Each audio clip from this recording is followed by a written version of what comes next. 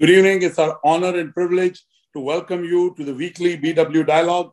BW Business World is a lot about business economy, but it is a lot also about ideology, about the political economy, about the thoughts that shape India, because you cannot take out economy and feel that it can exist in isolation. Today, we are talking to a special guest. He's very well known. He doesn't really need an introduction. But to set the context, let me introduce Sri Ram Madhavji. He's also called Varanasi Ram Madhavji. He's an Indian politician. And today we are talking to him because he's written a very provocative, very interesting book called The Hindutva Paradigm. So let me welcome Mr. Ram Madhav and formally introduce him. Mr. Ram Madhav was born on 22nd August 1964. He is an Indian politician who has served as the National General Secretary of the Bharatiya Janata Party. He was also a member of the National Executive of the Rashtriya Samswayak Sangh, and he's authored multiple books. His latest is Hindutva Paradigm, which we are going to discuss today. And on the back of that book, we'll have a conversation with him. We'll have a dialogue with him. He's also written Uneasy Neighbors, India and China after 50 years of the war. I can go on talking about him. He was born in Varanasi. That's why he's also called Varanasi Ram Madhav. But he was born in Amalapuram in Andhra Pradesh. Sorry, I stand corrected. You were born in Amalapuram in Andhra Pradesh. His education at the University of Mysore, and he was born in the East Godavari district of Andhra Pradesh. He's a student of engineering. He earned his diploma in electrical engineering from Andhra Pradesh. He also has a postgraduate degree in political science from the University of Mysore, Karnataka. And his association with the RSS started as a teenager. So I can go on. He volunteered to be a full-time worker for the RSS in 1981. He was assigned to several key positions in the organization. He's also been associated editor of the Jagriti, a Telugu weekly. He also was the editor of the Bharatiya Pragna, a monthly magazine in English published by the Pragna Bharati. He has worked for the RSS as a journalist for more than 2 decades. I can go on. Basically, he's somebody who understands Bharat kya hai, India kya hai, but he's also somebody, I won't call you an intellectual because you're a doer. You're not just an intellectual. You make a difference. But he's somebody who's learned, and he also serves as a member of the Board of Governors of the Venerable India Foundation. He's also a member of the Vision India Foundation. And today we welcome him in the context of his latest book, The Hindutva Paradigm. Joining me are my 2 editorial colleagues, Ms. Urvi Shrivastava and Ms. Vasudha Mukherjee. First of all, welcome, Mr. Ram Madhav. Thank you for joining this BW Dialogue. Let me start by asking you, the last 18 months have been very different for all of us. How have the last 18 months for you, both personally and professionally, and what has kept you busy? Let me at the outset thank the Business World editorial team, including you and your 2 colleagues who are present here, for giving me this opportunity to spend some time at the mercy of 3 of you, maybe to discuss a little bit more about my new book. But about the last 18 months, it was a calamitous period for not just we in India, but the people of the entire world. But the good thing is, as far as our country is concerned, we have had our challenges. We have had very distressing periods in the last 1.5 years due to this COVID pandemic. But we have also achieved something spectacular. As we talk today, India has been able to administer, 1 billion vaccine doses to its eligible population. That doesn't mean the job is complete. We all know that we need to administer 2 doses. That means a lot of work is still pending. But for a country of India's size to achieve it in about 7-8 months' time, when many developed countries, including America, are struggling to convince their own populations about vaccines. We all know that how much vaccine hesitancy is there in developed countries like America. In such a scenario, when developed nations are also struggling, here are we able to reach to the last man and administer these vaccines to him. I consider it a great success for this government, of course, the medical infrastructure establishment, of course, but also lots of NGOs have done a stupendous job right during the entire COVID period, but also in this vaccination drive. But most importantly, I give credit to the people. I mean, they trusted the government, they trusted the vaccine, they trusted the efficacy of them, and they came forward. Whether we are literate or illiterate, that never mattered.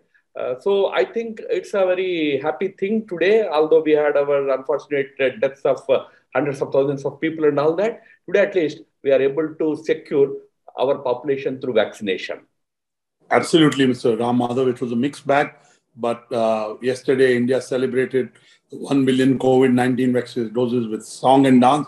And I hope the BBC and CNN, which during April, May, and June did very negative coverage of India, are able to also, being a journalist and an editor-in-chief of a respected product, I respect their editorial policy, but I hope they have balance and they also notice this very significant milestone, especially looking in the context of what's happening in Europe and America. So I hope, because they did very aggressive coverage showing all the weaknesses of India, and it's okay. The kind of prime minister and the kind of government we have, we will take the weaknesses and see what we've done in the last 5 months as a nation. So I hope BBC and CNN, which were, I felt, were at the forefront of a campaign against India, not just reporting. Yes, we could have done better as a society and a country. I'm not denying that. But I hope they take a notice that we've administered 1 million doses, and hopefully every Indian over the next few months will be doubly vaccinated and hopefully have a booster shot. But now let me come back to your book. Now let me start by asking you, why this book? Why this book now? Yes, it's a very important question to ask. I thank you for putting that question. Why this book in the first place? Today, generally, Deen Dayal Upadhyay's integral humanism or integral humanist philosophy is a relatively lesser known entity for people, not only in India, not only outside India, but even within our country. But he was one philosopher of the 20th century, the past century, who had articulated a very, very important, very significant socio-political philosophy. Now, in the last century, if there was any one socio-political philosophy that India could offer to the rest of the world, it was Gandhiji's Ahimsa and Satyagraha, non-violence and truthful resistance. Gandhiji championed it both in India, but as a principle globally. The result was that, post India's independence, many countries in the world turned to his principle in their struggle for freedom. All freedom-loving people, majority of them, turned to non-violent and peaceful means, taking inspiration from Gandhi. But apart from Gandhi's this very, very solid contribution to socio-political thought of the world, Deen Dayal Upadhyay also tried to give an important socio-political idea to the world. I'm using the words like philosophy, thought, idea. I'm not using the word ideology for an important reason, that India, if you look at its 2000-year or 5000-year history, in this long history of its existence, it has never propagated any ideologies per se.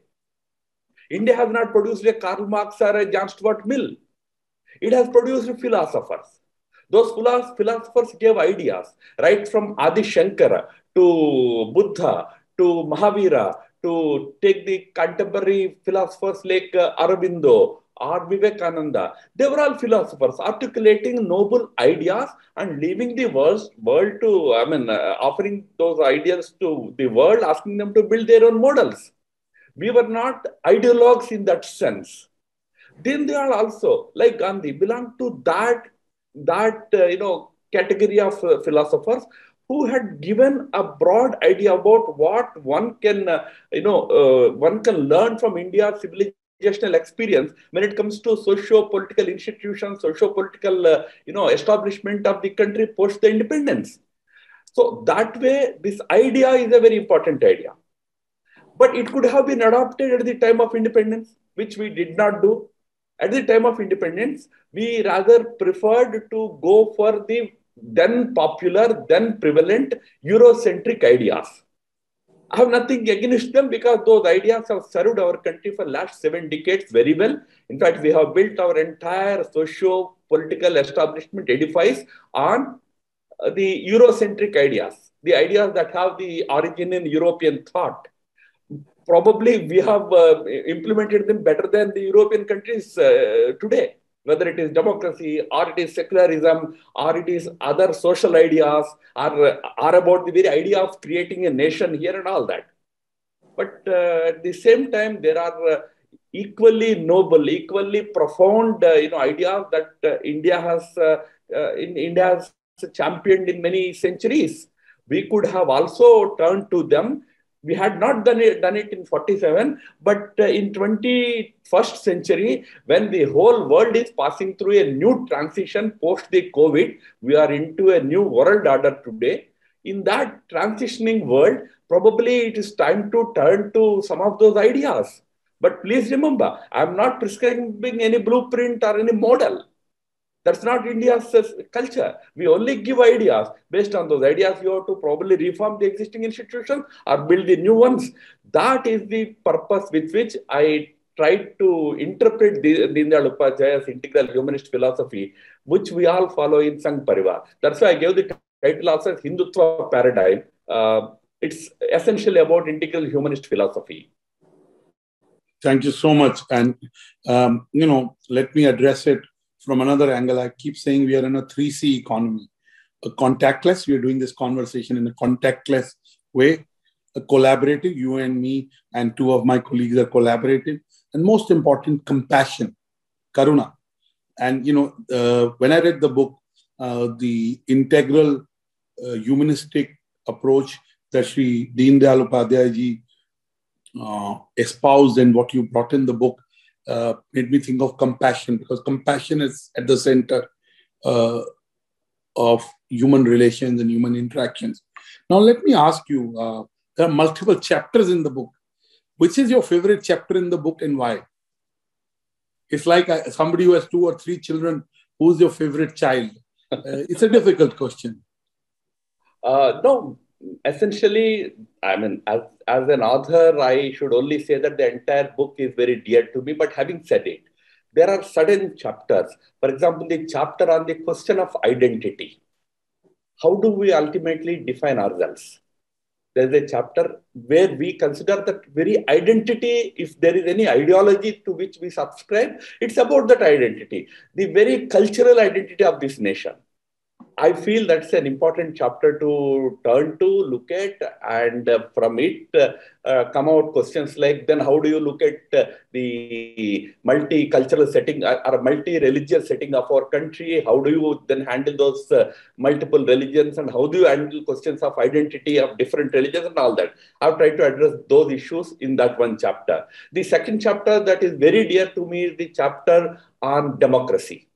The general perception about us, when I say I'm an RSS BJP man, a general perception about us in CNN and BBC that you referred to, I have nothing against them, like you also. I don't have neither do I. But at the same time, like you also, you don't have anything against them. I feel that they are sometimes very blind to the good things in India, while they can report some things that can be better.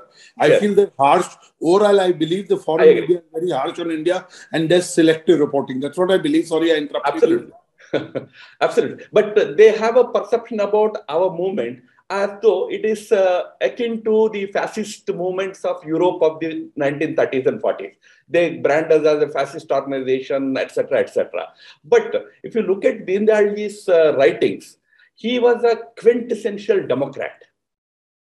He insisted that democracy is the only available best model for governance for a country like India. But he also insisted that when you adopt democracy for a country like India, it has to be something different. It cannot be the same majoritarian model that Europe or some of the Western countries practice. So he insisted that Indian democracy should have consensus as the basis. How do you build that consensus? building consensus should be the important aspect of Indian democracy. Indian democracy cannot be a majoritarian democracy. These are his words. He says that in India, consultation should become the democratic model.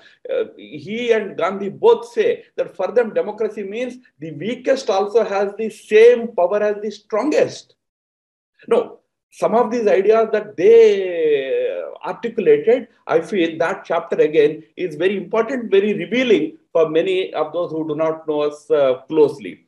The two other chapters which I like are the last two chapters. One is on human rights. Again, there's a lot of misconception about us, about our thinking and our philosophy, but how much we are committed to protecting or upholding human rights, and not just we, but traditionally, this country, its traditions, its culture, how they are very much in support of upholding the fundamental rights or natural rights of the humans. That also is an important chapter. And the last chapter, for a change, is about womanhood in our whole entire Indian thinking. That also throws a lot of light. In that also, I highlighted that while feminism of the Western variety was needed for those countries, in India we had a totally different tradition. It was also freedom to women tradition, but of a different kind, different variety. That also is a very dear chapter to me. I think these 4-5 chapters are significantly important in the entire book of 15 chapters. And I would recommend this book to all, because, at the end of the day, our cultural ethos also, you cannot be two different economies. If you have a cultural economy, then it leads to a business economy.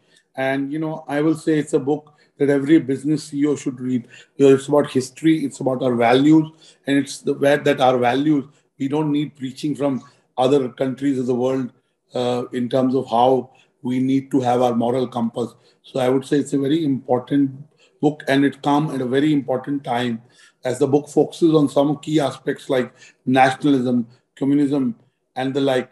And it, in some way, even in a 21st century paradigm, makes it relevant.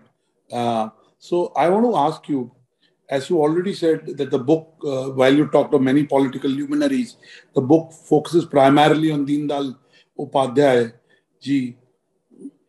I want to ask you, how does the idea of a nation state has evolved over the last 25 years, which I primarily mean from the 20th century to the 21st century, because in the book, you try and make that distinction and detailing. So give us, how has the idea of a nation state evolved in the last 25 years, especially going on from the 20th century into the 21st century? Oh, yes, sure. Before I answer that, just one more sentence I want to add. There is a big chapter on economy also, because Yes, Business World is an economy magazine. So I must say that what are the economic ideas of India right from the beginning? We are we are very liberal when it comes to economic ideas are concerned, but we only insisted that the ultimate aim of any economic model should be not even maximum benefit to maximum number, but full happiness to all people. Now, this may sound like a very idealistic or a very hyperbolic statement. No, but our insistence has always been, when we say sarvepi sukhinas santu, etc., sarvepi, everybody should feel happy and everybody should enjoy the goods in life. So any economic model that you develop should aim at giving happiness to the last man on the street.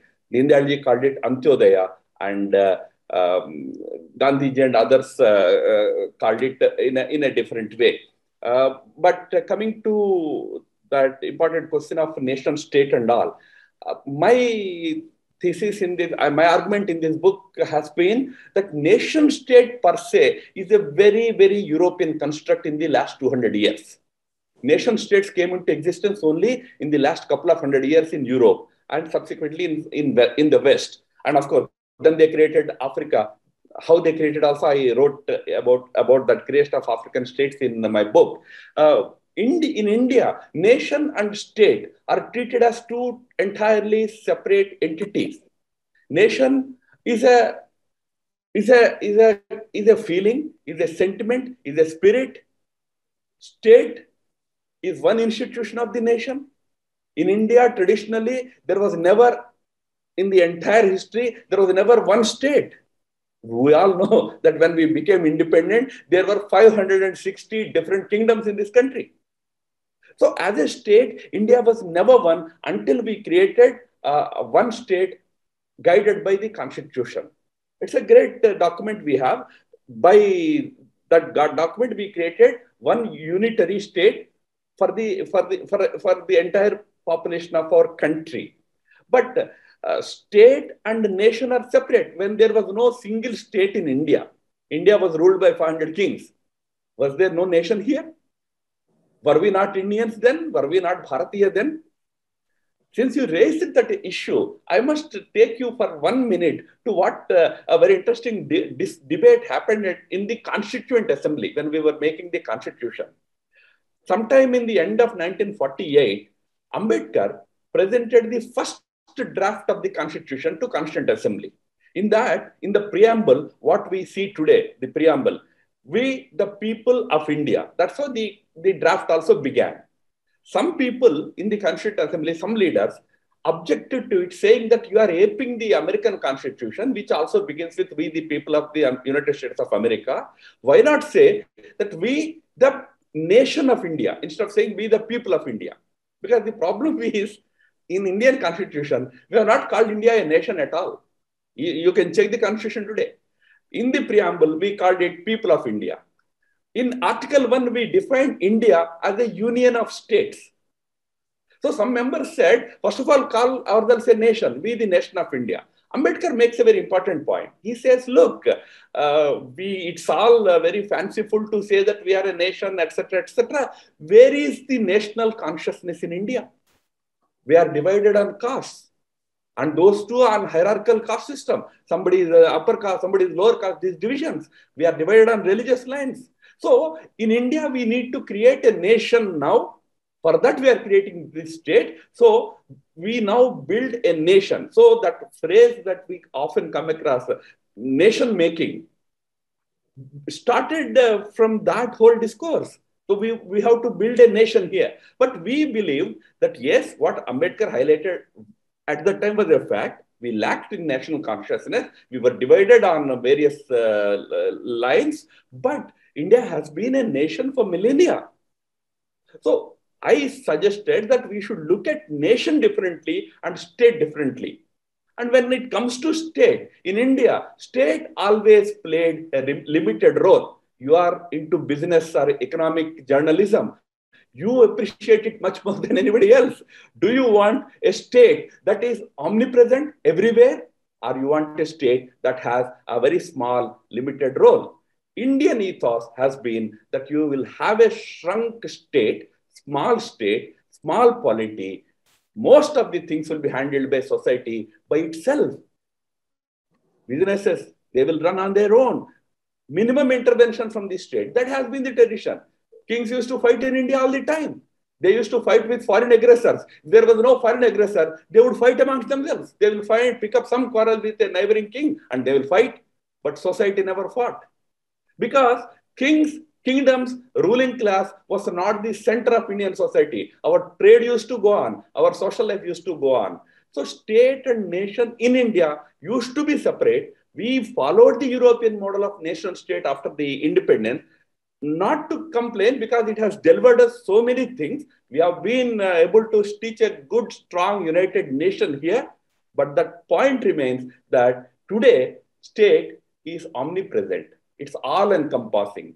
Right from my childhood to my business to my politics, everywhere there is state's intervention.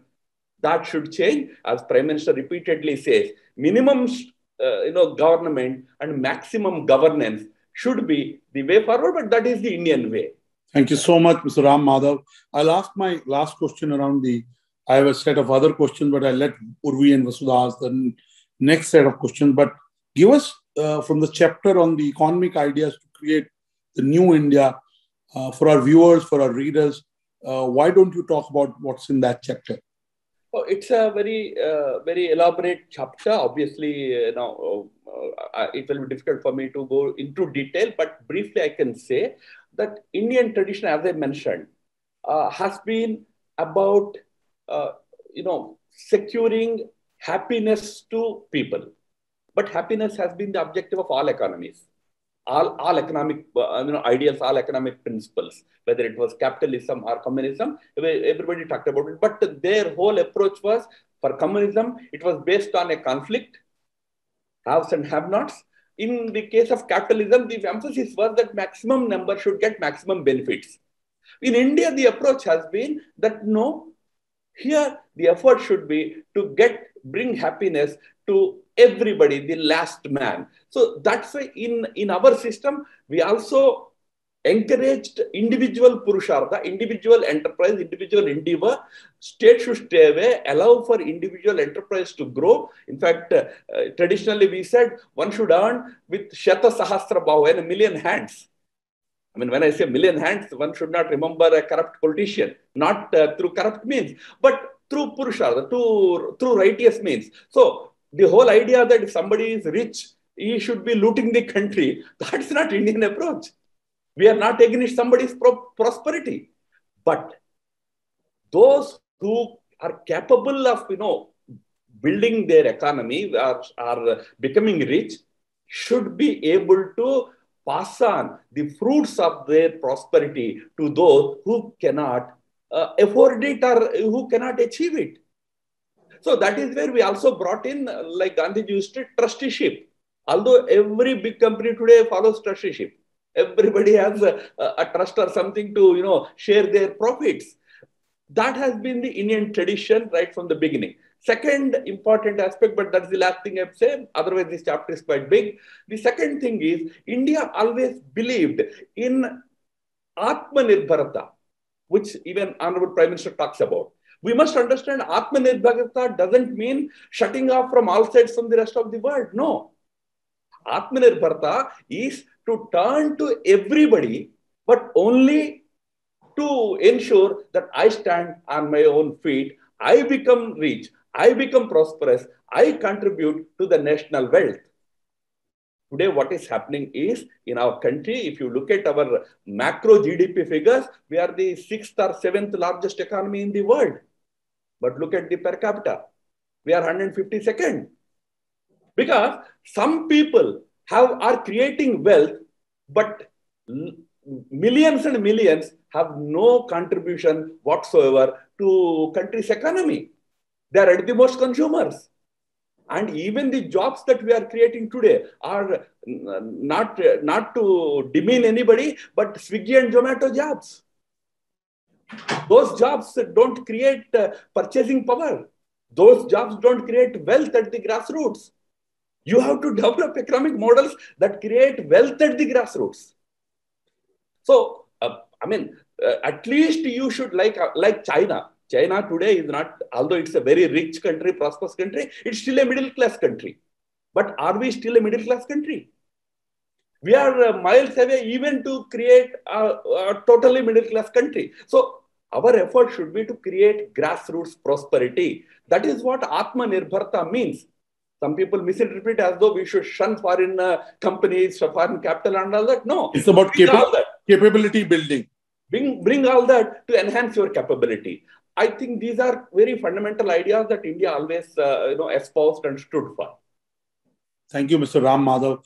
I could go on talking, but let me first bring in Ms. Urvi Shrivastava to ask you a few questions, followed by Ms. Vasudha Mukherjee. And they were possibly, they're millennials in the true sense. Vasudha has been educated abroad, and Urvi, again, has grown up in a family that is full of achievers and who contributed to India and are contributing to India. They're very bright, and I can definitely say that they're always prepared, and your conversation with them will be even more stimulating than what I have done with you. So first Urvi, then Vasudha, Mr. Ram Madhav and you. Thank you so much for the introduction, Dr. Batra. So, Mr. Madhav, I would like to ask you that the later half of your book focuses on topics like Ram Mandir and Hindutva, which have historically been very controversial. By historically, I mean the recent history, say the last 30 years. However, you have presented these issues as a unifying factor. This intrigues me a lot because how can we see something which has been a source of communal violence in India, a source of integration and secularism? First of all, if one goes through that chapter, I have essentially clarified that aspect only. Like how you feel. There are many who feel that these issues are divisive issues. But on the contrary, these issues are the ones that connect the people to their thousands of years of history.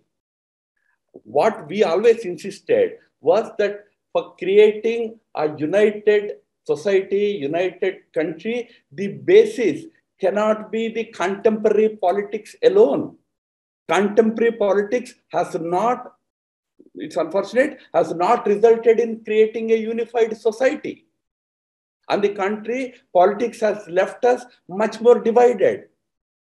But these issues have the potential if only they are, propagated, they are, they are taken to the people in right spirit by all sides, the proponents as well as those opponents.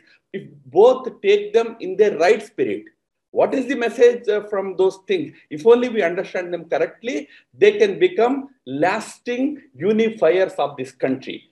But I must draw your attention to one small thing. This whole idea that as though communal violence or communal divisions in our country began with Ram Janmabhoomi, it's actually a lack of understanding of our history. In India, this whole communal division dates back to 18th, 19th century itself. We have always been fighting among ourselves on religious lines. Look at Gandhiji's whole effort. Throughout his life, he always advocated for Hindu-Muslim unity. He never used Hindu in any separate sense also. I mean, sometimes, he always used it in the context of unifying Hindu-Muslim. Otherwise, his whole vocabulary used to be about India, about its oneness and all that. But throughout, he was branded as a Sanatani Hindu, Kattar Hindu. Congress was continuously branded as a Hindu party. See, this all because of certain propaganda, certain, wrong understanding about this country's history of its religions, history of its social life. That needs to be put to an end for us to achieve a lasting peace, lasting unity.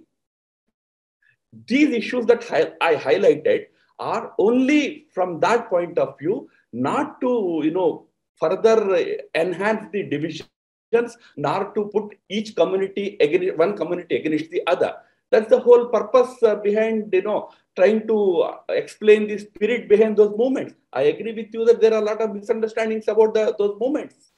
Yes, sir. Indeed, the communal violence has a long history. I think it started around 1857 onwards by the British, which is a topic for another day. That's a very interesting take that somebody is using these kind of issues and introducing the idea of communal harmony. So with that positive thought, I'll bring my colleague, Ms. Vasudha Mukherjee, to ask you the next question. Thank you, Urvi. And thank you, Madhavji. Thank you so much for joining us today at this dialogue. This book was very interesting to go through. It's definitely a very heavy book, a very big book, I would say, because it covers so many aspects. And right now, you just said, we were talking about lasting peace, lasting unity. And I actually want to go back a little bit because we used so many wonderful quotes in there. But the one that really stuck out to me was the one by Leon Trotsky, where he said, anyone desiring a quiet life has done badly to be born in the 20th century, which I think absolutely perfectly sums up the human condition right now. But I want to just go back and ask a very basic question. Like, when you were writing this book, who was your target audience? Like, who were you writing for? Who were you hoping would pick up the book and read it and be inspired by it? Okay, firstly, millennials like you all, firstly, because this country's future, I mean, I'm not saying this as a patronizing thing. I'm saying this as a reality that this country's future ought to be in the hands of the millennials.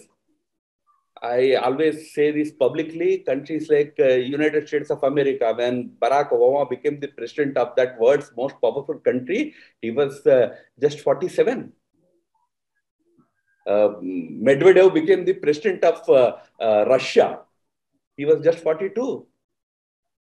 Countries, most powerful countries, so is the case with many other European powers today. You will find presidents, prime ministers in the age group of between 40 and 60. So, sooner than later, India also will be placed in the hands of our younger generation. They need to understand that, what happened in India post independence was, number one, we are so much steeped in European ideas and all. I'm not at all saying they are bad. I'm not a Eurosceptic. In fact, in my book, I've quoted so many European scholars and academics in support of my arguments, not against them. So I'm not an anti-Europe person, and my subtitle also says non-Western worldview. It's not anti-Western worldview. But having said it, we got so much immersed in those ideas that we refuse to acknowledge primarily that there can be something very useful in our own civilizational history that we can probably learn from and then try and apply for this century. First of all, we all have to do that. That's one objective for me. Secondly, there is a vast campaign of calumny, misunderstanding, sometimes deliberate distortions and all that goes on about our movement basically. But in the process, the whole country gets besmirched. So I wanted those Westerners, those Europeans who want to dismantle Hindutva. There was a big campaign in Western universities to dismantle it. So I wanted to tell them that, okay, before you want to dismantle it, first of all, understand what is it all about? What are the nuts and bolts of it? Then only you can dismantle it. So the second objective of this book is to reach out to those sections which have lots of misunderstandings or apprehensions about Hindutva or Hindu nationalist movement or integral humanism, the indulgent, all that. These are the twin objectives with which I have written this book.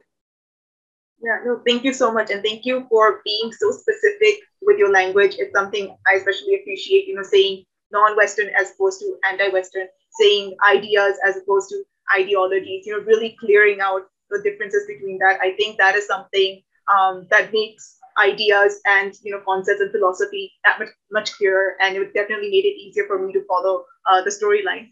Urvi will ask the next question. Back to you, Urvi.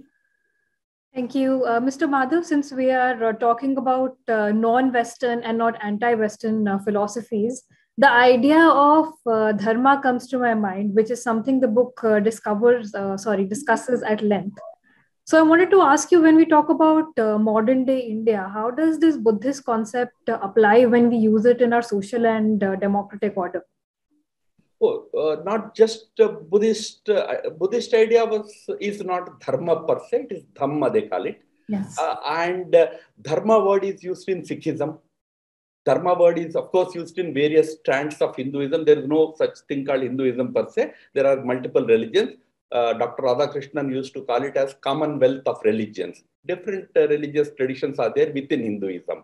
So they all use the word dharma. See, dharma is a set of values as against the Western general approach towards morals. If you look at the Western theological discourse, you come across the word morals very often. And so much so that we today talk about Victorian morality. What is Victorian morality? Which, unfortunately had its major influence over Indian society in the last 200 years. But it was a very orthodox, very in a way, very anti-human rights, anti-fundamental rights morality. It was given the camouflage of morality, but it was actually in the name of morality suppressing lots of fundamental rights of women, fundamental rights of uneducated people, fundamental rights of aborigines and all that. Whereas in India, there was never any major discourse about morals per se. Our discourse is always about values. since you are two young women in this, let me share one interesting perspective with you. In Indian culture, we have a tradition of calling 10 important women, epic personalities as Mahasattvis. Mahasattvi means they are greatest ideal women. But if you read the history of all 10 of them, each one of them had at some point or at some level revolted against the existing system. Somebody revolted against husband, somebody revolted against family, somebody revolted against even Yamadharmaraj. Somebody went about experimenting with her sexuality. Kunti got a child before she was married. She did it as an experiment. She was given a boon. She wanted to try it out. Did we call her a fallen woman? Did we insist on morality? We said no, values are important. India's value discourse is a much higher discourse than West's morals alone discourse. I'm not at all saying one should be immoral. Please don't mistake me. I'm saying there is a value discourse. Dharma symbolizes that value discourse. Value means how do you look at your fellow human being? How do you look at your nature? How do you look at your environment? How do you look at the whole concept of God? There are certain values. So our Dharma discourse is based on that. That is why in our system, even Raja, the king, cannot be above the values, above this Dharma. He has to follow these values. Not just king, our scriptures say even gods cannot be devoid of these values, this Dharma. So it's an all-encompassing value system, certain noble values, espoused by Indian saints and seers and scholars, but they are universal in nature. Any country, every country can accept them, follow them. That is the whole Dharma discourse in our country. While you were having this conversation, a quote came to my mind that well-behaved women seldom make history. It's by Laurel Thatcher, again, not an Indian person. So, of course, we can improvise and apply it domestically as well. So, Vasudha, over to you. I would like you to ask the next question. Yes, thank you. I'm so glad that you brought up this story about women, because that's actually the first chapter I was drawn to, because I didn't expect it. I didn't expect there to be a section about that in your book. And it was pleasantly surprising to see that. And I don't think a lot of people will expect to see that. So that's why I would like you to elaborate on that more, because you already had this discussion, as my colleague mentioned, that, there's those ideas, there's the philosophy, and then there's history that is written and that plays out a certain way. And, the Hindutva ideas are always, different from what we have been brought up with. So can you please talk a little bit more about that final chapter? What made you want to add that? And what are some points that you absolutely want to, highlight with that one section of your book? Look, it's actually a book that deals with various dimensions of the Hindutva discourse, essentially, or India's ancient cultural discourse, and how you interpret it to the present times. How do you look at it? How do you understand and derive messages from it? In that context, the last chapter deals with women and womanhood. The issue is there is a feminist movement in the West, which some of us, some in India also believe that we need to bring probably to India also. I have nothing against that need for a feminist movement in the West per se. Whether the route they took was right or not was for them to decide. It's their challenge. They are facing it. They will decide. Indians are very fond of value judgments. I don't want to do that. But I do acknowledge that there was a historical need for them to raise their voice.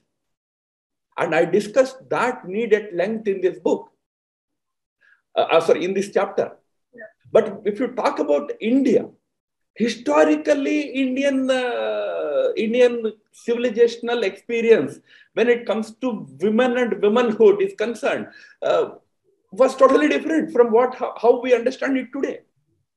The medieval behavior of our society towards half of its population has been not in tune with the traditional understanding of womanhood in our country.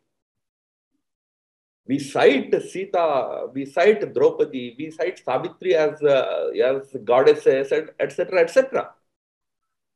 But if you look at the context or the way they conducted themselves in their own, milieu, in their own setting, it's actually a big revealing thing for all of us. You have a personality like Sita who is always presented only in the forum of Pativrata. Fair enough. That's an important quality that women should have probably, but then a man should have Pativrata also. I mean, these are all complementary things. These are not separate things. But here is the woman. If you read original Valmiki Ramayana, she chastises Ram like anything when he asks her to undergo the fire test. She says, am I talking to an enlightened man? She asks him. And at some point, when he asks her to come back after that whole Love Kush episode and all, he refuses to come back. She says, no, I go where I have respect. So these are the kind of personalities we dealt with. Draupadi was such a fiercely independent woman. But we did not denounce her. But instead, to safeguard her honor, the entire war was waged. Entire battle was waged. So the way we dealt with the question of women in our country has been lost by us also in the last few hundred years. And when we today talk about security, safety of women, we only talk about the laws. Laws are very important. I mentioned it. But with best of the laws in place also, can you ensure that women will be safe? What I suggested was, in India, the whole effort right from the beginning has been about dignity, not just safety. Safety is one aspect. Definitely it needs to be taken care, but you need to give dignity. If you want to give dignity to women, you need to train men first, not women. So these are some of the issues we need to boldly take on. I mean, for me saying on your show all these things, probably I may get a lot of criticism also. I'm open to that. Let there be criticism. But you need to address some of these questions very boldly today. We today create separate schools at the very primary, secondary school level. They are creating gender-specific schools. You need to look back and ask, is this the right way? Creating gender separation right at the primary level.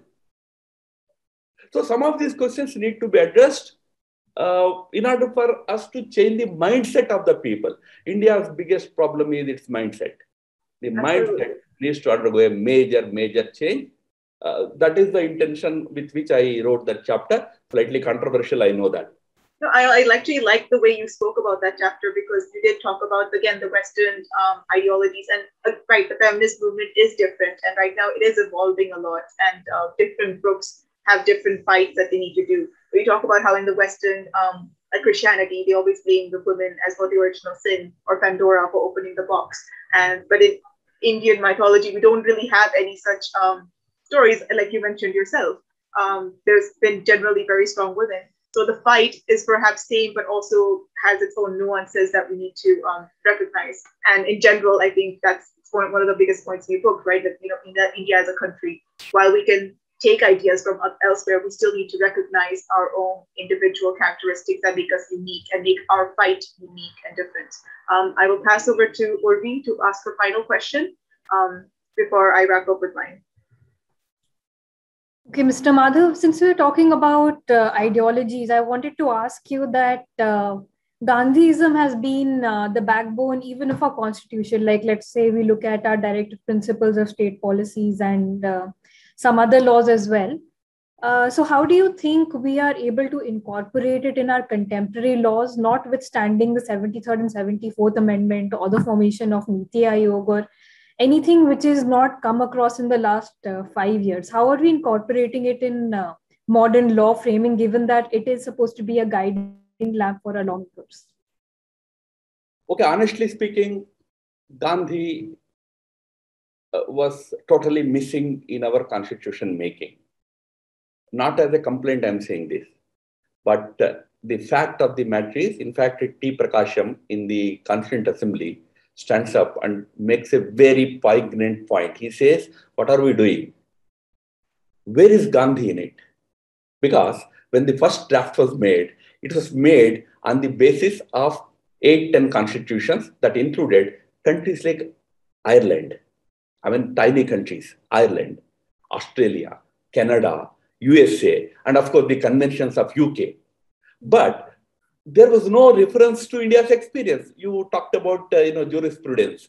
Right from Chanakya's time, so much has been written about lawmaking in India, state making in India, the statecraft, all these things. But none of it found any expression in the initial making of the constitution. So the constitution suffered, if it has suffered from anything, suffered from one thing, that it did not or could not provide enough space for original Indian ideas to shape up our institutions. One of them was this important thing that you were referring to. Gandhi's whole passion, obsession, you call it, was about Gram Swaraj. I mean, rural empowerment. It did not find a place in the initial constitution because Ambedkar was very categorical that we should build a unitary constitution. We should build a unitary state. Indian constitution does not even mention federal word. We are not a federal constitution. Although we keep talking about federalism, we are not a federal. We are a unitary constitution with certain powers delegated to states.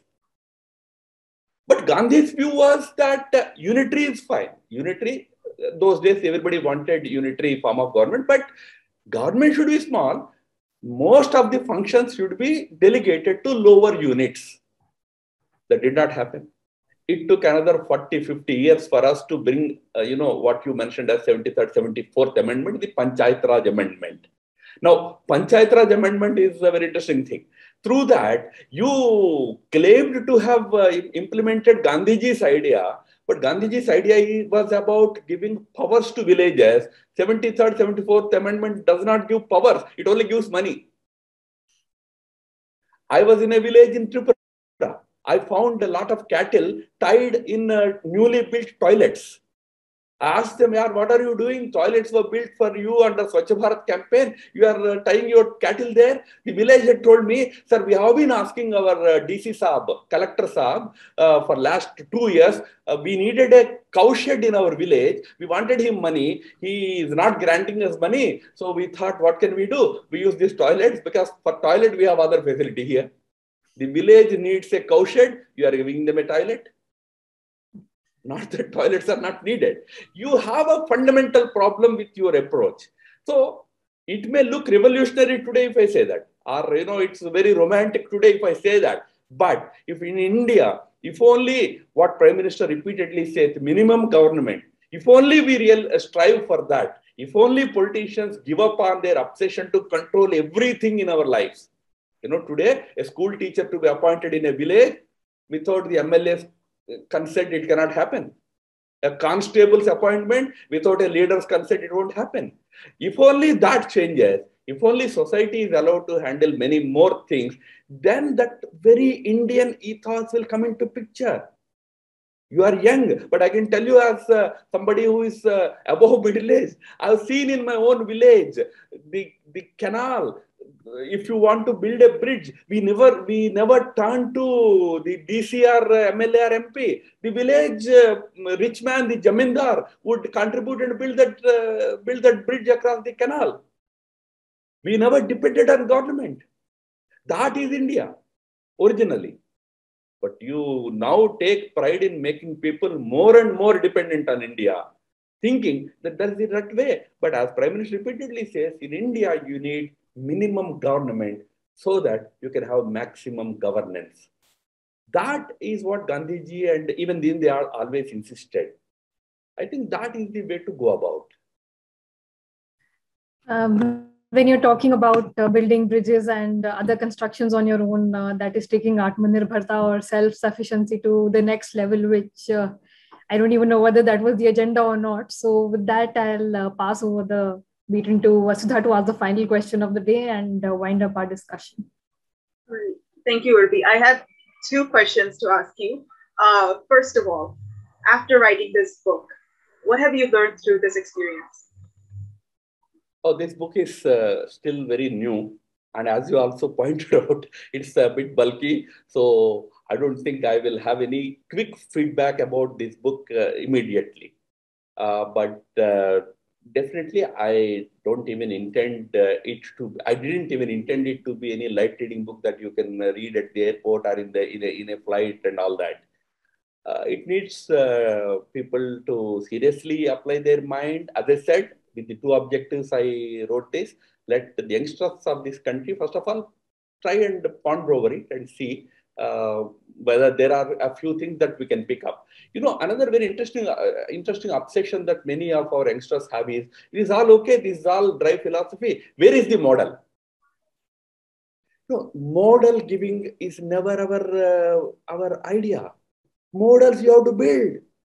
And you don't have to build one model for the whole country. This one model for whole country, it's not applicable to us. We are a diverse country.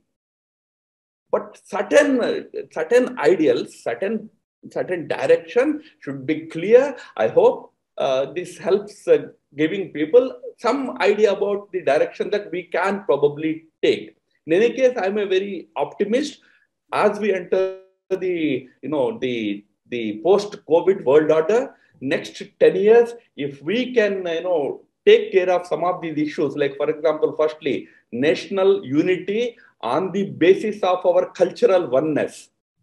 If we can strive towards that. Secondly, we can create national prosperity in this sense, not the macro GDP figures, but the prosperity at the grassroots. If we succeed in creating that. And number three, if you create a strong economy and a strong, basically a country that can safeguard the interests of its people, its territory and all that, then India will have a chance to play a very important role in the world in 10 years from now. This is a 10-year window. I hope the youngsters of this country, the people who are involved in building this nation, realize that this 10 years is crucial. If we fail to do that, if we remain like this after 10 years also, then we will be missing one more opportunity. Countries don't die, they remain. We will remain as a country, but we lose a great opportunity. So I hope that this book triggers some of those ideas, some of those debates. That's all one can expect when one writes book. Nobody should expect that this book will revolutionize, my book will revolutionize the world. It doesn't work that way. But you never know. Some good ideas. We still talk about Marx and his one book, so you never know. No harm. I mean, even Marx says, in my book ends with a quote from Marx. Yeah. What is written on his grave? Philosophers only interpret, certain realities. There is a need for implementing them. That's what Marx writes. So the generation takes up the responsibility of implementing them. Maybe there will be definitely some use of this book. I can only share one good news with you. It was released on the 4th of this month. In 15 days or less than 20 days time, I'm told that the first edition has completely exhausted and they are going for the second print. That means there is some interest about this book. I'm happy about that. Congratulations. And I think you are right that we are a very restless sort of generation, and we're more like, tell us what to do, so we can act and we can do. But it's good to kind of stop and also read about why we are doing what we're doing. What are the ideas that led us to where we are? And I know you are many things, but today you are here as an author primarily. And this is a question I'd like to ask all the authors to come on our platform before they leave. And that is, what is your favorite book and what are you reading right now?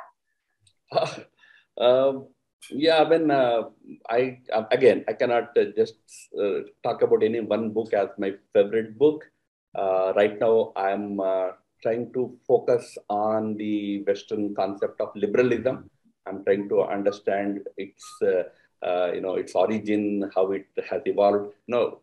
For youngsters like you, just for your own sake of understanding, these European ideas are not monolithic.